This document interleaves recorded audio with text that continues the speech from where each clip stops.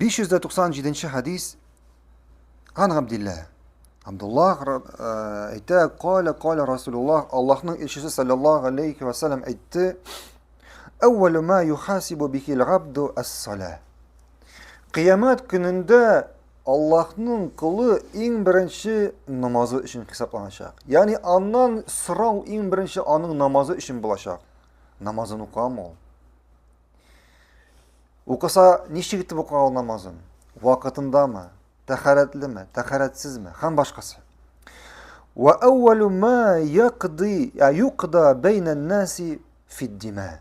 Hamida kishilarning zulmlik, kishilar orasida muomalatni hisoblay boshlag'achdan, zulmlikni hisoblay boshlag'achdan kishining eng birinchi qon hisoblanacak. Eng birinchi qon hisoblanacak. Ya'ni o'tiruv masalasi, qon quyu masalasi. Shunga ko'ra namozdan so'ng kishilarning huquqlarini qaytara boshlag'ach Alloh subhanahu va taolo eng birinchi qon turida so'ralacak. Shulay uq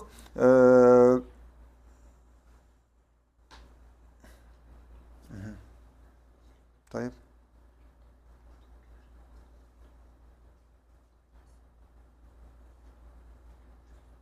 نعم شلويق 598 حديث عن أنس مرفوعا شلويق أنس رضي الله عنه خبرته أول ما يحاسب به العبد يوم القيامة الصلاة Qiyamet günde en birinci kişi hesaplanacak, sıralaşacak onun namazı turunda. فَاِنْ saluha lehu sairal amalehu. Eğer onun namazı dürüst bulsa, eğer onun namazı yaxşı bulsa, demek onun başka amelleri de yaxşı bulacak. وَاِنْ فَسَدَتْ فَسَدَّ سَائِرَ amelihi. Eğer namazı dürüst bulmasa, namazı naşar bulsa, demek onun başka amelleri de naşar bulacak. Bu başka amelleri de naşar bulacak. Şuna göre namaz meselesi bik mühim. Namaz meselesi bik mühim. Namaz İslam'ın 5 bağanasının birisi bulup durar. Hem şehadetten sonra en mühim bağana bulup durar.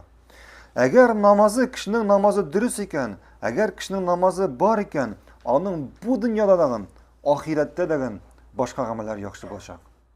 Eğer kişinin namazı yok iken, eğer kişinin namazı dürüst değil iken, eğer kişinin namaz meselesi naşar iken, onun bu dünyada da, ahirette de başka amellerinde red bulmayacak.